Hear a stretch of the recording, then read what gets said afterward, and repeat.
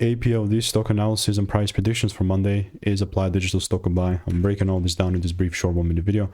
I'm the only person in this space with an actual track record of 43,000 videos over 5 years. And it's all documented, and especially now, APLD would just be a decent bullish market for me. Not that I'm randomly gonna buy, but I'm just saying this, you know what I mean? Like, I would obviously much more prefer that I see a shift instead of just assuming to buy. Because, look, after I've refined for 5 years and 43,000 videos, you know, I figured out, and my data shows what's working and what's not.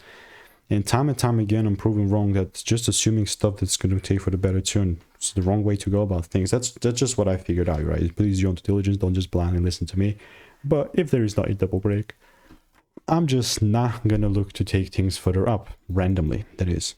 And with APLD, I've got about, yeah, good of 66 results. So let me know what is your opinion. And if you want to get my money making emails and insights, click the first link in the description. We'll continue to keep you updated.